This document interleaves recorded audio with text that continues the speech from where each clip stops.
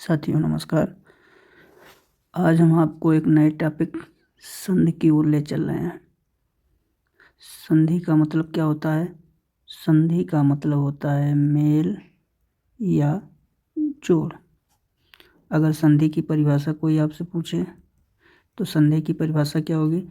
संधि की परिभाषा होगी दो वर्णों के मेल को संधि कहते हैं। दो वर्णों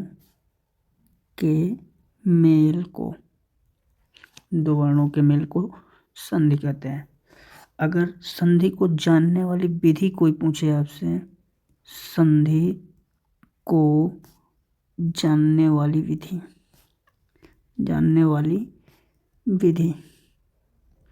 तो ये विधि होती है वर्ण विधि। कौन सी विधि होती है? वर्ण विधि। संधि का विपरीत ऑब्लिक विलोम। अगर संधि का विपरीत या विलोम कोई पूछता है तो आप बताएंगे विच्छेद। क्या बताएंगे? विच्छेद। संधि का अर्थ मेल या जोड़ होता है। संधि की परिभाषा दो वर्णों के मेल को संधि कहते हैं। संधि को जानने वाली विधि वर्ण विधि कहलाती है और संधि का विपरीत या विलोम संधि विच्छेद कहलाता है। अब आइए आपको बताते हैं संधि के प्रकार। संधि के प्रकार, तो संधि के 3 प्रकार होते हैं। कितने प्रकार होते हैं? 3 प्रकार। कौन कौन से? स्वर संधि, दूसरा व्यंजन संधि, तीसरा विसर्ग संधि।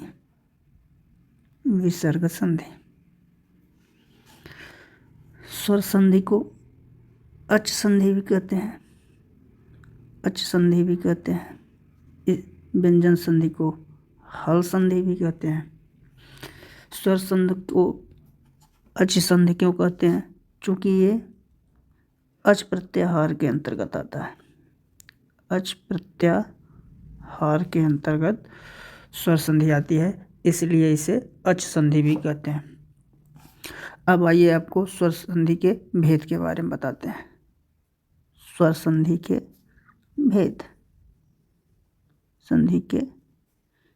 भेद के बारे में। स्वर संधि के 5 प्रकार होते हैं। कितने प्रकार? 5 प्रकार। कौन कौन से? दीर्घ संधि, पहला दीर्घ संधि, दूसरा गुण संधि, तीसरा वृद्धि संधि, चौथा यण संधि, पांचवा आयादि संधि। स्वर संधि के कितने भेद होते हैं? 5 भेद होते हैं। कौन कौन से? दीर्घ संधि, गुण संधि, वृद्धि संधि, यण संधि और आयादि संधि। अब आपको संधि पहचानने का तरीका बताते हैं। संधि पहचानने का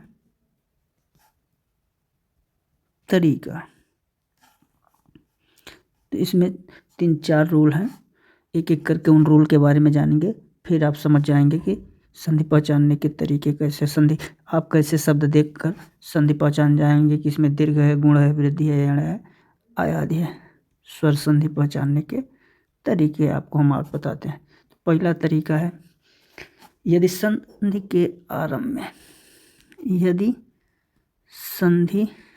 शब्द के आरंभ में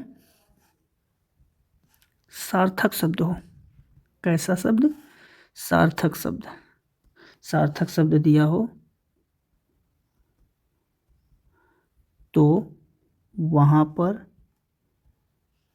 या तो दीर्घ संधि होगी या दीर्घ संधि होगी या गुण संधि होगी या फिर वृद्धि संधि होगी। पहला तरीका क्या है, यदि हम जानते हैं। दूसरा रूल क्या कहता है, यदि सार्थक शब्द के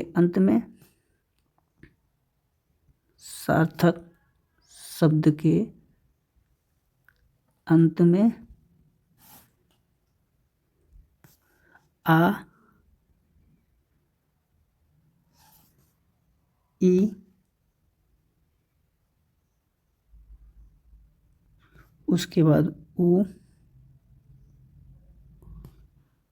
और रे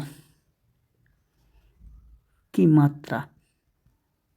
यदि सार्थक शब्द के अंत में आ की मात्रा, ई की मात्रा, ऊ की मात्रा और रे की मात्रा रहता है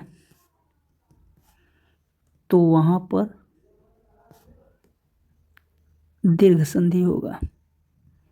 दीर्घ संधि होगा। जैसे देखिए हमने लिखा है विद्यालय, अब इसमें देखिए विद्या,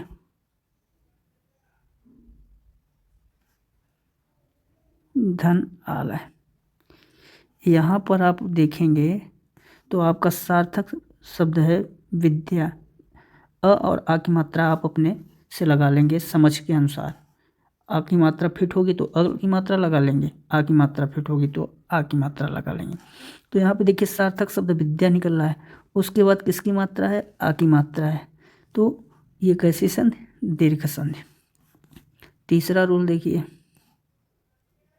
तीसरा रूल आपका क्या कहता है, तीसरा रूल कहता है यदि सार्थक शब्द के अंत में, यदि सार्थक शब्द के अंत में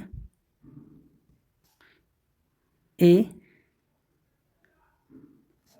ओ, अर, अल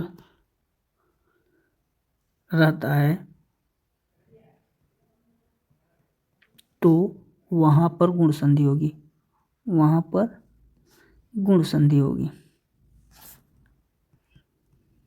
इसका एग्जाम्पल देखिए, देखिए हमने यहाँ पे एक शब्द लिखा महोदय। अब यहाँ पर अगर देखें तो महा, चूंकि महा का मतलब, महा सार्थक शब्द है, महा का मतलब होता है महान, और महा के बाद आप देखेंगे तो यहाँ पे ओ की मात्रा आ रही है, ओ की मात्रा। और हमने बताया यदि सार्थक शब्द के अंत में ए, ओ, अर, अल की मात्रा रहे या रहता है तो वहाँ पे गुण संधि होगा। तो महोदय में आपने देखा सार्थक शब्द शुरुआत में महा है, उसके बाद ओ की मात्रा, कौन सी संधि, गुण संधि।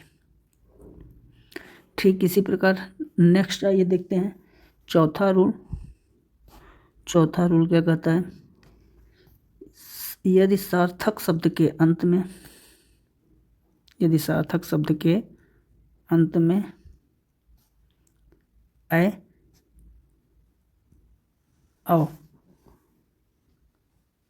की मात्रा रहे तो वहां पर वृद्धि संधि होगी, वृद्धि संधि होगी। एग्जाम्पल देखिए इसका, जैसे महौषधि, महौषधि, आपने देखा यहाँ पे सार्थक शब्द महा सार्थक शब्द है, उसके बाद किसकी मात्रा है, औ की मात्रा है, तो ये कौन सी संधि हो जाएगी, वृद्धि संधि हो जाएगी। इसके बाद इन तीनों संधियों की हम आपको अगले वीडियो में प्रैक्टिस कराएंगे। तब तक के लिए नमस्कार, जय।